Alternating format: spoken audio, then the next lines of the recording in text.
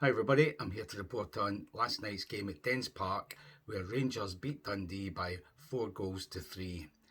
And you might be wondering why I'm wearing this outfit. Usually I reserve the all black outfit for a report after a terrible defeat, or after any defeat actually.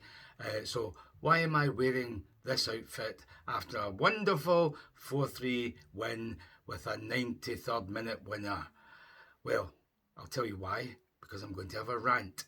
This was one of the worst performances I've seen in a long time from a Rangers team. It was unbelievable. There were so many things went wrong. Hardly anything went right apart from the 4 goals and them hitting the post at one point. It was so terrible. It must have had people throwing stuff at their TV set. And the poor fans up there, they just had to sing and grin and bear it and hope for the best, which it turned out to be. But this was a shocking display. What is it about us that after a 2-week break for internationals, we come back and the next game we play, it's always a horror show. We're always terrible. And it's not because every player in the team's away representing his country. No, there's only a few. Most of them are back here supposedly training and being coached and having a nice relaxed time, and yet they still turn up and play like last night, and that's just the norm after an international break. It's absolutely pathetic. One of my favourite sayings is, managers know nothing. Now, we've got 3 managers on the coaching team. Barry Ferguson, Billy Dodds, Neil McCann, they've all been managers in their own right. The 3 of them together and they still can't pick the right team. They still don't seem to have any tactics for the appropriate games. It's unbelievable. If 3 can't do it, what chance have we got of getting a new guy, just one, who might come up with the system and the answers? It's not looking good, is it? Look at the team last night. He stuck with a 3-5-2 system. Well, I don't mind that, away from home, albeit against the second worst team, or the second bottom team in the league. I don't think they're the second worst, but the second bottom team in the league. Okay, play 3-5-2, but at least play the right players in the 3-5-2. He had Sterling, Suter and Balogun. Now, Sterling's not a central defender. We've got 2 not even sitting on the bench. One was on the bench. If you're going to play that system, I would have Suter, Balogun and Insiala. And failing that, you could always have Suter, Proper and Balogun. There's plenty of variations. You don't stick Sterling in there. He should be at right back. So he plays the wrong 3 central defenders. And of course then his wing backs are Tavernier and Yilmaz.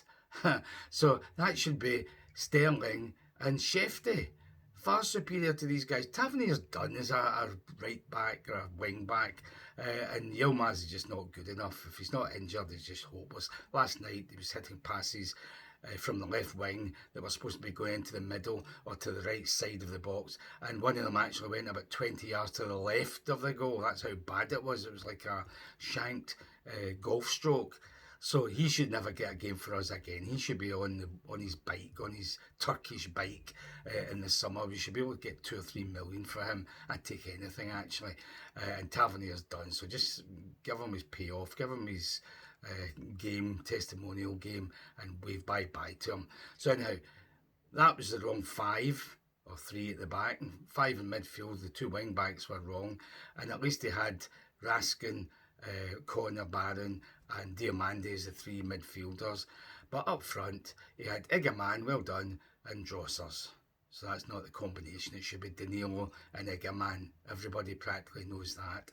So wrong decision to pick these guys. Wrong formation even. I admitted that, I think, at half-time when he changed it to 4 at the back by taking off Balogun and putting Tavernier back at right back and Sterling inside it as the central defender alongside Suter. So he changed it at least at half-time. And he did bring on Hadji and Bailey Rice for Balogun and Barron. So at least give him credit, Ferguson, for doing that. He brought on 2 attackers and took off 2 defenders, or defensive-minded players, I suppose. So good on him for that. So What a shock, could you say? I don't know where to start with this. I don't want to go through it all. 1-0 down within 2 minutes, 90 seconds or something pathetic. And what a goal it was, because Tavernier doesn't get in front of the guy. He's so casual about it, and the guy just hooks it nicely into the net. So terrible goal to lose. Second one was even worse. It was a chip through the middle. Shaughnessy runs onto it. He just has to head it in the net, and he does a pathetic header straight at Butland, but it bounces up, hits Butland in the chest, bounces away. There's two Dundee guys, no Rangers defenders anywhere near it, and Shaughnessy actually ends up putting it into the net. Remember in the last few years, a meme and a well-known saying was penalty to Rangers. Well, from now on, it should be Butland spills it, because that's what he's done so many times in the last year, since the cup final actually, when he cost us the Scottish Cup against Celtic. I don't know how many times he's done that or made similar mistakes. So Butland spills it. That's taken over from penalty to Rangers, because we've only had about 3 this season. So that was a shocking goal to lose. 2-0 down, game not even a quarter over on that situation. So where do I start? Eventually we score, but it's an own goal. Shaughnessy, thank you, Seamus. So Shaughnessy scored an own goal and got us back into the game just before half time. Otherwise, we'd have had it. The goals we did score after that were actually all very good finishes. Can't say anything about that. Raskin laid it off for Tavernier about 20 yards out. Brilliant shot into the net. Who was it? Danilo laid it off to Lawrence from practically the same position, 20 yards or whatever out. Another great finish. And then in the 93rd minute, an aimless chip up the middle. The defender makes a mess of his header. It goes behind him, and blimey, there's Drossers actually running behind him, chesting it down, wonderful control, chesting it down, and a lovely flick past the goalkeeper. Fantastic goal. If only he could do that, even 5 times out of 10 instead of 1 out of 12. I mean, this guy had 12 chances last night, apparently, and that was the one he took in the 93rd minute. Albeit, it's a winner, so well done him. We're all pleased it's a winner, but that's shocking that he gets 12 chances and takes one when all looks lost. Give him his due. He keeps going, keeps running, keeps looking for a goal, and he did get it there, and it was a nice bit of skill after a defensive mistake. But I don't know. This guy is not a player. He is a dud. There's no player somewhere in there, as some people say. He's a dud. What you should do is at training, see these metal dummies that they have? You should lie them on their side as if they're the goalkeeper and have him running onto a ball and then getting it past this lying down piece of metal. And he probably still wouldn't put it past him. You've got to chip him or take it round the goalie. You don't just hit it off his legs, which is what he does most of the time. So there's not a player in there. He's a dud. Let's get rid of him. If we can get a few million for him, even better. But that was shocking. It took until that time for him to put the ball in the net when he was through the goalkeeper quite a few times and just hit it off his legs or off his chest. So he's a dud. Yilmaz is a dud. Tavernier should get the chop. Butland's looking shaky. Give him a rest and get Liam Kelly in there at least till the end of the season and see what he can do. And the laugh is, Butland was at the interview the day before saying how the players have to do this and have to do that and their confidence, this and that. And then he goes and does that. So talk is cheap, Jack. Do it on the field.